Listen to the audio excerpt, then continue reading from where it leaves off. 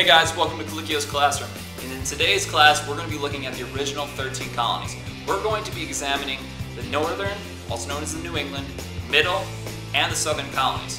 We're going to be examining them on a geographical, economical, political, and social/cultural basis. We're going to see what separated these colonies, what made them different, why they wanted to separate from England. So let's journey back as we go all the way back to 1607.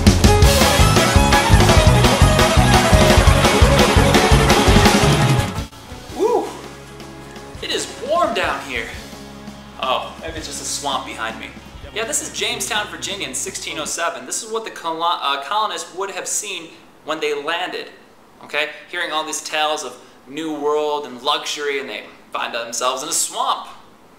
Well, Virginia was our first colony, but there are 4 others that make up the southern colonies, those being Maryland, North Carolina, South Carolina, and Georgia. So why the South? What makes the South so appealing to people? Well, for one thing, it's warm. Okay? People are coming from England, which is pretty northern. It's got a mild climate, it gets cold, it gets warm, but never really this hot and humid. Your body really takes a while to adjust to it, allowing for these awesome diseases to kill you off, which it almost did to everybody in Jamestown, but they were able to survive.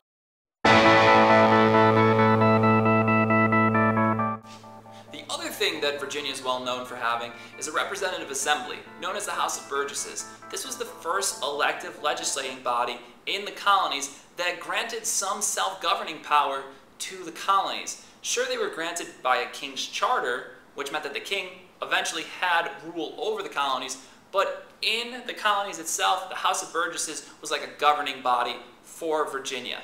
That would later spread to the other colonies. In my mind, I'm gone. And that's what people did in Maryland. Lord Baltimore got a lot of Catholics together. They all fled from England and came into Maryland, and it was called the Catholic Experimentation Colony. It was this idea that they should live and be free, okay? Then you get to Georgia. Georgia's an interesting place. Georgia was nicknamed the Buffer Colony. A buffer is like a barrier, it's like a wall, okay? A nice big old wall preventing something from entering.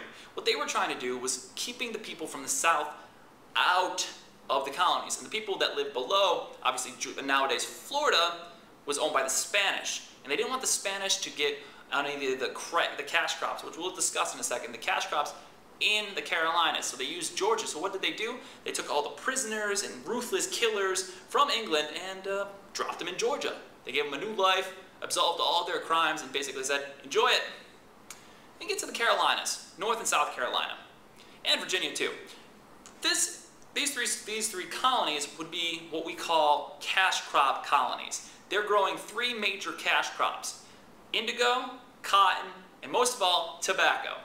These 3 crops would be the most profitable things in the colonies. They make plantation owners very rich, and they hook people right up. You get shirts made out of cotton, you get to smoke tobacco, and you used indigo to dye things. Different colors, obviously, a bluish-purple tint. So, what does this all mean? Well, the southern colonies would be mostly the most rich colonies in the original 13 colonies. So let's move on to the other colonies. Ooh, it's cold. It's cold, it's snowing, it's cold. This is the site of Plymouth, Massachusetts, 1620. This is where the Pilgrims landed. The Puritan Pilgrims from England. That's right, they landed in Massachusetts, one of the 4 New England colonies. Colonies that would include Massachusetts, Connecticut, Rhode Island, and New Hampshire. So why did they leave England for this cold winter wonderland? Well, they were seeking religious freedom. They wanted to be free from the Anglican Protestant kingdom in England. And unfortunately, they were being persecuted for such religions. They come here to Massachusetts and they set up their own little Puritan community. They signed the Mayflower Compact after getting off the boat in November of 1620 with Governor William Bradford, and they kind of set up this idea of self-government, kind of having a government for themselves. It gets a little tricky though.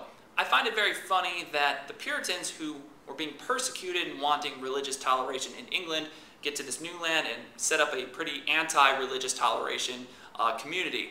In fact, you had to be Puritan, and if you don't know the Puritans, well, they canceled Christmas while during the English Civil War. In 1685, it would lead to the Salem witch trials. A lot of women were burned or stoned to death. If you've ever read The Crucible, it's all about that. The other colony we're going to talk about is Rhode Island, which was founded by Roger Williams, which was a man who decided, you know what, you Puritans are cray-cray, and we out. He formed Rhode Island, which is a little small colony south of Massachusetts. So what happens? What is the major industry that we have here? We talked about the religion and the cold geography. What about the land itself? Well, you can't really farm there. It's really rocky. It's quite opposite of the south, where it's fertile soil. In the north, it's rocky, you can't really farm, so what do? You fish. So the New England colonies were much different than the southern colonies, yet they still played a very intricate part in shaping our present-day United States. So we've talked about the United States' northern colonies and the southern colonies. Let's talk about the middle colonies. I want to be a part of it, New York, So for our last colonial region, we get to what is known as the baby bear colonies. Only because I say it's about just right. It's not too hot, it's not too cold, it's not too fertile. We're talking about the just right colonies of New York, Pennsylvania, New Jersey, and Delaware. These colonies were known as the bread colonies because they were so good at growing wheat and rye and barley and oats, all that went into bread.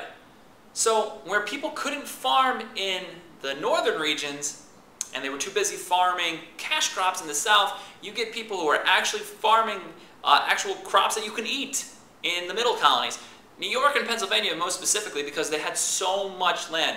I'm actually pretty sure you could fit Massachusetts, New Hampshire, Connecticut, and Rhode Island all in Pennsylvania and New York.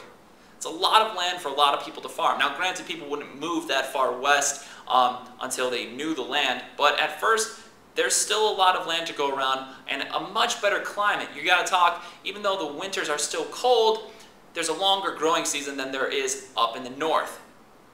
That being said, let's talk about the people. The people of this middle colonies, it was a large influx, very high diversity. You had Germans, you had Irish, you had French, you had English. You had all these Western European people coming into these lands looking for new lines of work, and they found it. With all this cheap land, they could come and farm. You also had a lot of different religions, including Anglicans, Christian, Catholics, Jews, all sorts of Protestant religions. The one I'm going to focus on are the Quakers of Pennsylvania, okay, all founded by their leader, William Penn. Now the Quakers, a very non-violent, very religious, tolerant people. They set up shop in Pennsylvania, obviously Penn, named Pennsylvania. It's actually called Penn's Woods. That's the idea behind it, this idea of tolerating and freedom of the press, freedom of speech, freedom of religion. These ideas that we know in our First Amendment rights as Americans, all were practiced by these people in Pennsylvania, unlike their brothers to the north, you know, the Puritans who were like, ugh, none of that stuff. The last thing I want to talk about is what type of government they had, which were proprietary charters. And a lot of people might be confused with what a proprietary charter is.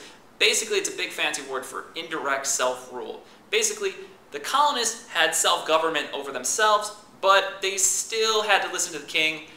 Unfortunately, the king never really played a big, dramatic role in their everyday governing lives, but eventually they would wonder why they still needed to listen to the king. Obviously, that would cause the ideas of the American Revolution.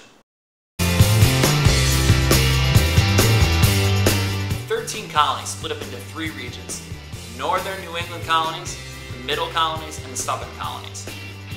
Please remember that while having different ways of life, these people all formulated the great ideas that would be necessary to create our great country today. So check back next week, guys. I'm glad you could stop by.